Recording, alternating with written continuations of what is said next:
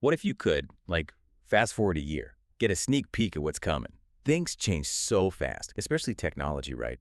Feels like the future arrives before you've even finished your coffee sometimes. Well, welcome to the Deep Dive. This is where we take that stack of sources you have and really unpack the important stuff, the key insights. Today, we are diving deep into the world ahead, 2025. It's a special issue from The Economist magazine. Our mission basically is to pull out the most intriguing predictions. We're looking especially at technology, science, and the global economy for the year ahead. Think of it as your shortcut to knowing what's likely on the horizon. Now, these articles came out late 2024, so they offer this really fascinating glimpse into what the experts were thinking about 2025 across, well, pretty much everywhere. Okay, let's get into this. I'm really curious about what 2025 might hold. AI's impact, shifts in global trade maybe. It feels a bit like looking into a crystal ball, but, one based on actual data. Yeah, and what's really fascinating, I think, isn't just the predictions themselves, it's how interconnected everything seems to be. We'll see things like falling interest rates maybe affecting your shopping habits directly, or, how geopolitical tensions could literally shake up commodity markets in ways you might not expect. It really paints this picture of all these forces kind of shaping our world, often just below the surface. Okay, let's start with the big picture then, the economic landscape. Yeah. The overall forecast for 2025, it's pretty modest world GDP growth, just 2.5%. That sounds, well, steady, I guess, not spectacular. But what's the real story behind that number? Does it hide something more complex? Oh, it absolutely does. Yeah, 2.5% global growth sounds simple, but the real insight here is the huge regional differences at masks. You've got Europe strengthening apparently, but then emerging markets might stay pretty flat. They seem to be struggling with this mix of trade barriers, climate change hitting them, and technological hurdles too. So it's not just slow growth everywhere. It's more like a multi-speed world economy emerging. One bright spot, though, across this varied picture is lower inflation that's predicted. And that should encourage central banks like America's Federal Reserve to, cut interest rates a bit more. Right. So if inflation cools down, interest rates drop. Hmm. What does that actually mean for us, for consumers? Do the sources suggest we'll all just be rushing back to the stores? Or are there maybe hidden downsides? Well, that's a really important point. Lower rates should encourage spending, yes. But the articles also flagged that, high interest rates we've already had, plus existing credit card debt, Yeah. that's still going to hold some people back, especially on discretionary spending. We might even see some store networks like Family Dollar apparently shrink because of it. Okay. However, for people maybe less burdened by debt, yeah, lower rates will likely prompt more shopping, leading to a global retail sales volume expansion of over 2% in 2025. 2%. Which, interestingly, would be the fastest growth since way back in 2021. So, not quite smooth sailing then. More of an uneven recovery in retail. Exactly. It's nuanced. Makes sense. And speaking of economic jitters, the articles also point to housing markets. Big concerns there, worldwide. Even with the falling rates, they mention a massive, $2.1 trillion of property loans maturing globally? Yeah. And 3/4 of that is in America alone. That sounds like a lot. It is. It's a huge figure. And house prices are generally high, though China's might dip about 4%, despite government efforts there. That's the prediction, yeah. They're trying to stabilize the sector, but it's proving tricky. And then in the EU, these energy-saving targets are going to bite. Older buildings needing retrofits or becoming, what do they call them? Stranded assets. What exactly does stranded assets mean here? And are certain types of properties more vulnerable?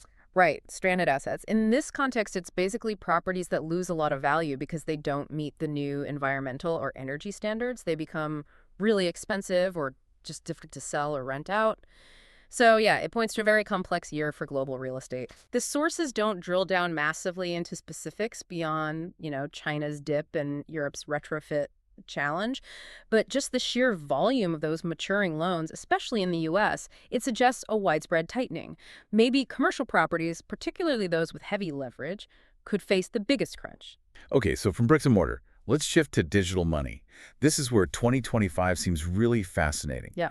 The sources say cash is, well, definitely not king anymore. By 2025, we're looking at maybe 2 billion credit cards globally, but only 3 million cash machines. That's quite a ratio. It really is stark, isn't it? And the lines between old school banks and fintechs, they're blurring even more. New digital banks popping up in the Philippines, Spain's BBVA launching one in Germany. Yeah, the landscape's changing fast. And Brazil's pushing ahead with its own central bank digital currency dregs. The EU's deciding on a digital euro. But here's the kicker. Despite all this digital buzz, the U.S. dollar is still projected to stay dominant. It's kind of defying China's efforts to boost the yuan internationally. Why is that? Why is the dollar's grip so strong amidst all this change?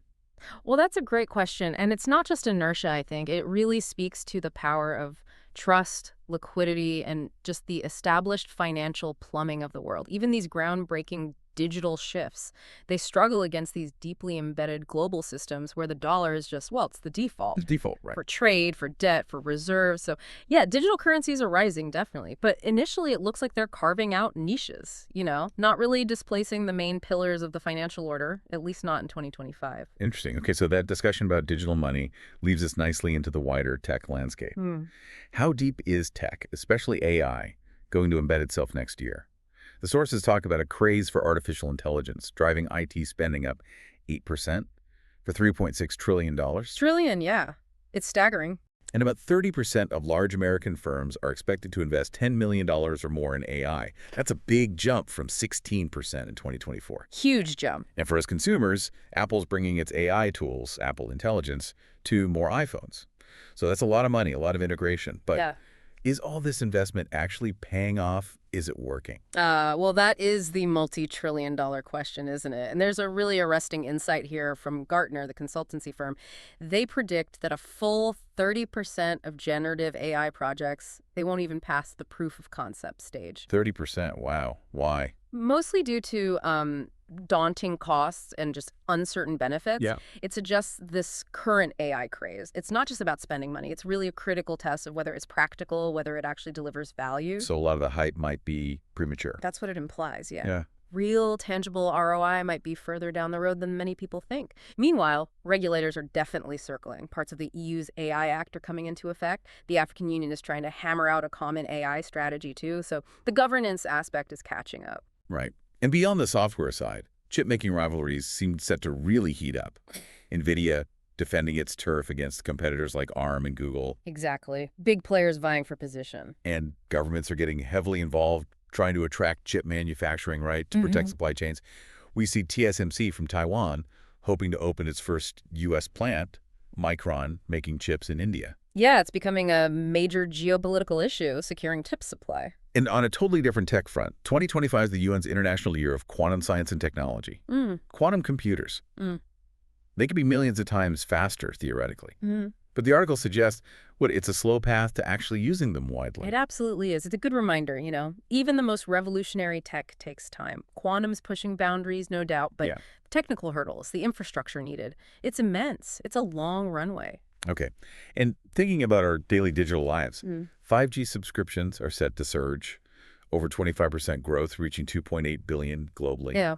And 5G phones making up 3/4 of smartphone sales. But it's worth noting, coverage is still patchy, isn't it? Especially in places like Africa. Very patchy in some regions, yeah. The rollout hasn't been uniform at all. And our international connectivity, all those subsea cables, they're facing risks from conflicts. They are, yeah. It's prompted governments like France and Vietnam to actually invest in securing those links. It's critical infrastructure. And looking up maybe satellite internet, companies like OneWeb, Starlink, could they help? They could offer more options, definitely, provided governments sort out the spectrum allocation in time. That's always the bottleneck. Right. This makes me wonder, how do all these fast-moving tech trends connect with, the big environmental goals, the green shift? Is technology helping that shift or maybe hindering it in some ways? That's a crucial connection to make. And it's a mixed bag, honestly. Governments are pushing these big green schemes.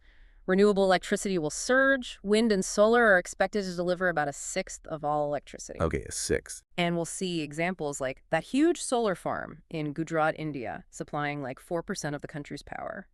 Zambia building solar mini-grids. Texas getting its first geothermal plant online. Right. And nuclear's part of the mix, too. China, India, South Korea, Turkey. They're switching on new reactors. Global total hitting 447. Okay, so lots of green activity, but what's the however? The however is, well, if you connect it to the bigger picture, despite that surge in renewables, fossil fuels are still predicted to supply over 4/5 of global energy needs in 2025. 4/5 still, wow. Yeah, and overall energy consumption is set to rise to a record level, 14.5 trillion tons of oil equivalent. Carbon emissions predicted to be 1.7 times what they were back in 1990. That's quite sobering, isn't it? Despite all the green targets, the breakthroughs. It really highlights the sheer scale of the challenge. It's enormous. It's not just adding new stuff, it's shifting this massive existing system. Okay, what about transport? Electric vehicles, EVs, they're a bright spot for car makers, right? Sales up by a quarter. Yep, a definite bright spot. China is expected to generate half the world's EV sales, companies like BYD expanding globally. But if there's such a bright spot, why are people still hesitant? What holds buyers back, pushing them to plugless models? Well, the sources really point to two main things: range anxiety and high prices. Still. Still the key deterrents, yeah. The tech's getting better fast, but charging infrastructure isn't always there, everywhere. And the upfront cost is still a barrier for lots of people. Makes sense. Efforts to cut emissions do continue, though. Norway's aiming for all new cars to be emission-free by 2025. That's ambitious. Fair. And cities like Stockholm bringing in zero-emission zones. But complicating things, you've got higher tariffs, local content rules for China's EVs that makes green car plans trickier. Right. And it's not just cars. Shipping, aviation, they're facing green pressure, too. The EU's emissions trading system starts covering shippers more from 2025, airlines pledging cuts. It's a complex transition, lots of innovation, but significant hurdles too. More evolution than sudden revolution. It's fascinating, though, how this green push is literally changing the price of the ground beneath our feet. Environmental goals stimulating massive infrastructure spending. What, nearly $28 trillion? A quarter of global GDP. Yeah, the numbers are huge. Huge investment in green infrastructure, digital networks, especially in Europe and China. But does this surge in demand for metals, for batteries, cables, everything, does that carry risks too? Like new supply chain problems or even more geopolitical jostling for resources? That's an excellent question. And yeah, absolutely. These green policies are predicted to drive global metals prices up about 7.5%. Demand's growing for everything from copper and steel to iron ore and aluminum. Right. And that increased demand, inevitably, it puts pressure on supply chains. It could definitely spark more competition for key mining areas, making those resources vulnerable to, well, geopolitics or just natural disruptions. So from batteries to buildings. Yeah. It really is all connected. It is, but the connections aren't always smooth sailing. Okay, let's talk about three specific commodities the sources flag as being particularly volatile. Apparently, most food commodities should get cheaper in 2025 as supplies improve. The EIU's index is meant to dip quite a bit from its 2022 peak, but some breakfast items are exceptions. First up, orange juice. Ah, yes, OJ. Brazil accounts for, 70% of global production? And they've had crippling drought and this incurable disease, citrus greening. Yeah, it's been brutal for them. Broke records for orange juice futures prices. And prices are expected to stay high for years. So, yeah, your morning OJ might cost a bit more. Unfortunately, yes. And that's not the only breakfast staple under pressure. Don't tell me coffee. Coffee on the list, too, yeah.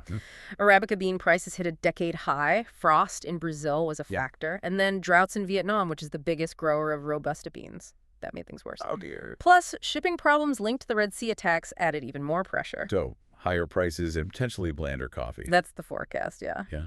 Might taste a bit different. Higher prices and blander flavor. That's almost cruel. Monday mornings in 2025 might be tough. Might have to switch to tea. Or water. Maybe. But the third commodity is, well, far more essential and slightly more radioactive, uranium. Uranium. Demand's expected to go up, as nuclear plays a bigger role, especially in China and India, aiming for that reliable, low-carbon power. Mm-hmm. Nuclear is definitely back on the agenda in many places. But supply looks shaky. Kazatomprom, the big producer in Kazakhstan, trimmed its output. Yep, produces about a fifth of global supply. And Russia, holding almost half the world's enrichment capacity, they've hinted at limiting exports because of sanctions. That's a huge wild card. Logistics, geopolitics. The sources say it could cause a meltdown in the market for uranium, metaphorically speaking, hopefully. Let's hope. But it raises that question again, doesn't it? Why are these specific things, OJ, coffee, uranium, so vulnerable? It really just underscores how global events, whether it's climate change hitting crops or geopolitical tensions disrupting supply chains, how they can have such a direct, magnified impact on our daily lives, right down to the breakfast table or the power grid. These aren't just isolated price blips. They're symptoms of these deeply interconnected global systems really being under stress. Okay, so beyond the economy and tech, Hmm. let's look at the global chessboard, geopolitics. Mhm. What do the experts predict there for 2025? Even if no new major conflicts erupt, existing tensions are still expected to weigh on the global economy. Yeah, that seems unavoidable. Wars in Ukraine, Lebanon, Gaza, they'll continue stoking demand for weapons, leading to uneven defense spending increases around the world. China's Navy likely to keep skirmishing in Asian waters, prompting responses from the Philippines, Australia, Japan, boosting their own defense. Right, a continued focus on maritime security in that region. In America, deploying its hypersonic missile. What are the sort of broader implications of all these ongoing tensions? Well, fundamentally, they create significant uncertainty. That's bad for investment, bad for trade. Resources get diverted to defense that could maybe be used elsewhere for economic development or social programs. And the increased defense spending itself, while it might boost certain industries, it signals a more volatile, less predictable world. Stability just can't be taken for granted. Right. Okay, and finally, let's touch on U.S. policy and its global impact, especially regarding tech leadership. The articles mention how a new U.S. administration could affect things. Potential tariffs, maybe 60% on imports from China, mass deportations, tax cuts. Yeah, standard political possibilities depending on outcomes. But what really jumped out at me was this idea that the focus might actually be on deregulating, on reinventing government itself, specifically to speed up the adoption of cutting-edge tech, like biotech and AI. It feels like an unexpected connection, doesn't it? Government reform being key to leading in radical new technologies. It really is an interesting angle. And if you connect it to the bigger picture, the sources strongly suggest this. They argue that extending America's lead in AI, well, that would do far more for its future prosperity and security than almost anything else on the agenda. More than tariffs, for example. Potentially, yeah. It highlights just how strategically vital technological advancement is now in this shifting global landscape. Your ability to innovate and deploy cutting-edge tech, that's becoming a primary measure of national power. Fascinating. A different kind of arms race, almost. In a way, yes. And on a slightly darker note, related to tech, the articles also predict cyber assaults on critical infrastructure will multiply. Hundreds of millions expected in 2025. It's pushing the UN to work harder on getting a cybercrime treaty sorted out. A grim but important point. Okay, well, that brings us towards the end of our deep dive into the world ahead, 2025.